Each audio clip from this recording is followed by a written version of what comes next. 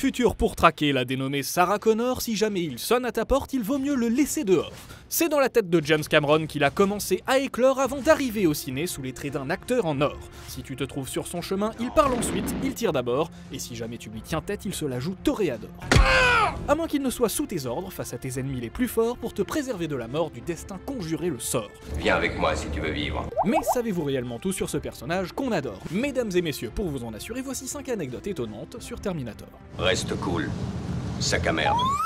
Numéro 1, il est né dans un cauchemar de James Cameron. Nous sommes en mars 1982 à Rome. Dans une petite chambre d'hôtel, un jeune metteur en scène de 27 ans dort d'un sommeil particulièrement agité. Impossible pour le moment de se douter qu'il deviendra un jour l'un des réalisateurs les plus populaires de l'histoire d'Hollywood, car pour le moment, personne n'a encore jamais entendu parler de James Cameron.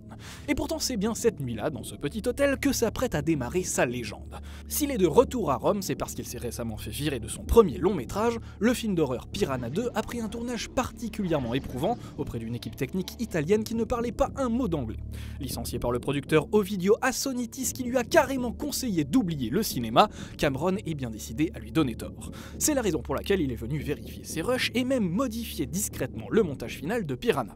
Le problème, c'est que James n'a plus un sou en poche. Pour manger, il n'a pas d'autre choix que de chaparder les restes des plateaux du room service de son hôtel selon l'ouvrage de Futurist de Rebecca Keegan. Isolé dans ce pays qu'il ne connaît pas et dont il ne parle pas la langue, il s'identifie facilement à des personnages venus d'un autre monde, d'un autre temps. Et pour couronner le tout, il tombe malade. Cloué au lit par la fièvre qui le fait délirer, il finit par se laisser emporter dans un terrible cauchemar.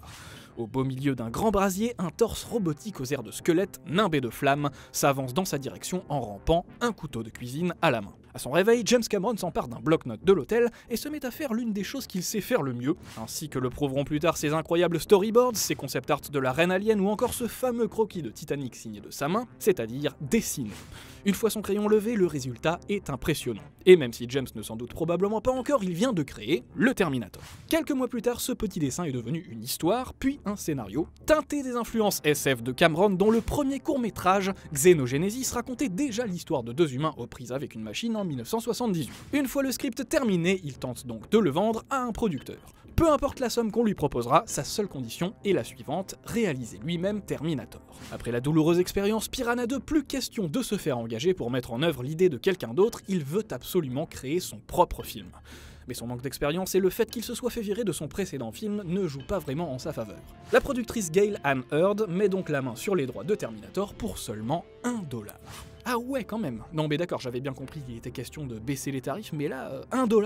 Bref, le plus important dans tout ça, c'est que Cameron a obtenu gain de cause. Il s'apprête à réaliser Terminator et à prouver au monde entier que peu importe les embûches, il n'y a pas de destin.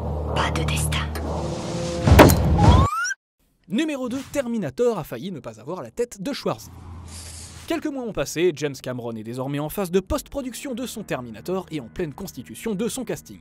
Ce jour-là, il déjeune avec un imposant acteur bodybuildé d'origine autrichienne, encore en début de carrière, même s'il vient d'assumer le premier rôle de la grosse production Heroic Fantasy, Conan le Barbare. En s'installant face à lui, James Cameron est un peu dubitatif. À vrai dire, c'est la production qui lui a demandé de le rencontrer pour lui confier le personnage de Kyle Reese, le héros venu du futur pour sauver Sarah Connor. Mais au premier abord, il n'est pas vraiment certain de vouloir inviter dans son film ce Arnold Schwarzenegger.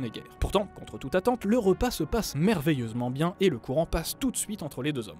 Schwarzenegger finit d'ailleurs par donner à Cameron son opinion sur Kyle Reese, mais surtout sur le T-800. L'androïde tueur qui doit donner son nom au film et au sujet duquel il ne tarit pas d'idées. En l'écoutant parler, le metteur en scène se permet même de dessiner un croquis de son visage sur son bloc-notes, ainsi que le raconte Rebecca Keegan dans son ouvrage.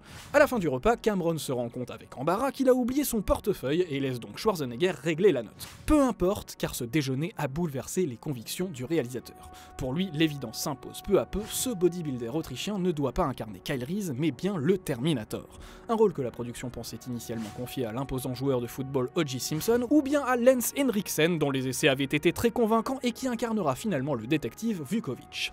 Quant à Arnold, même si ses agents lui conseillent de ne pas accepter un rôle de méchant, il ne sera pas difficile à convaincre. Pour marquer le coup, Cameron fait envoyer chez lui un grand tableau représentant le Terminator avec le visage de l'acteur tenant un Colt 45, préfigurant ainsi la future affiche du film. De quoi finir de décider l'acteur qui a immédiatement décroché son téléphone. Numéro 3, il a été accusé de plagiat. Non. Non, c'est pas possible. Quand Terminator sort en salle en 1984, les critiques sont emballées, le public est au rendez-vous et le film se taille assez vite un chemin vers le panthéon des films cultes. Bref, tout le monde est content. Tout le monde sauf Harlan Ellison, un auteur et scénariste de science-fiction qui crie au plagiat d'une de ses œuvres. J'appelle ça du plagiat. La nouvelle Soldier from Tomorrow, le soldat de demain, publiée en 1957 et dont il avait lui-même signé l'adaptation pour le petit écran, transformant son histoire en un épisode de la série anthologique Au-delà du réel simplement appelée Soldier et diffusée en octobre 1964. Bref, quand on y regarde d'un peu plus près, on se dit qu'en effet, le pitch de cet épisode comporte pas mal de similitudes avec Terminator. Pour faire court, c'est l'histoire de deux soldats ennemis sur un champ de bataille 1800 ans dans le futur, qui se retrouvent soudain aspirés par un vortex et téléportés en 1964. Le premier est capturé par les autorités et finalement recueilli par la famille d'un philologiste qui parvient à le comprendre. Le second arrive plus tard et se met à traquer le premier qui n'aura d'autre choix que de se sacrifier en tuant son ennemi pour protéger la famille de ses bienfaiteurs. En gros, par rapport à Terminator, on garde les notions de voyage dans le temps, de guerre et de traque dans le passé. Par contre, on oublie les robots tueurs et les futurs leaders de l'humanité à protéger coûte que coûte.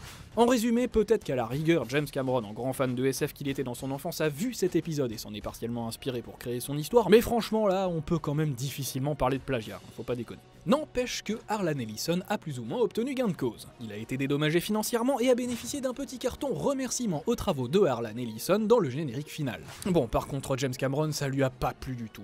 Et même si à l'époque il était obligé de se taire, quand tu lui parles d'Ellison aujourd'hui, il te balance un truc du genre... Fuck you, asshole. Numéro 4, il ne parle vraiment pas beaucoup. Il va falloir d'abord que t'apprennes à parler. 17 phrases en tout dans le premier volet, c'est-à-dire 58 mots. Bon, ok, plus 2 phrases où il imite la voix d'un flic et de Sarah Connor pour duper ses interlocuteurs, mais honnêtement, je suis pas sûr que ça compte. Quoi qu'il en soit, c'est vraiment pas grand-chose, et c'est peut-être l'une des raisons pour lesquelles Schwarzy a mis un peu de temps avant de donner sa réponse à Cameron pour endosser le rôle.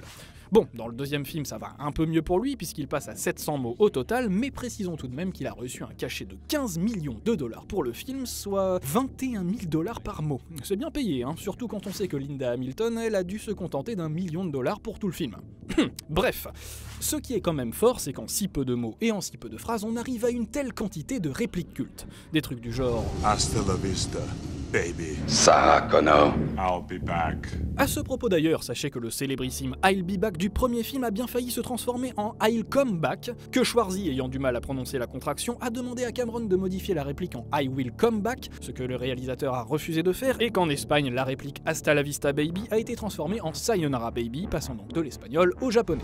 Sayonara, baby. Numéro 5, il s'est battu contre une araignée robotique géante.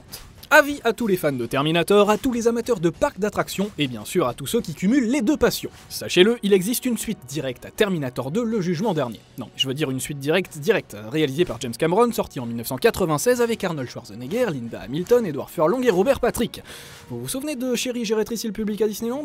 Bon bah c'est à peu près la même chose, mais dans l'univers de Terminator. Ça s'appelle T2 3D Battle Across Time, et c'est un truc de fou. Une attraction d'une durée de 12 minutes qui mêle écran 3D, effets spéciaux et véritable doublure des acteurs sur scène face aux spectateurs, du genre un type habillé en Schwarzy qui passe en moto à côté de vous, voilà. Pour ce qui est de l'histoire, disons que les spectateurs incarnent des visiteurs venus assister à la dernière création de Cyberdyne, les Terminator T-70. Une présentation qui sera bientôt court-circuitée par l'arrivée de Sarah et John Connor, puis du T-1000 et enfin du T-800.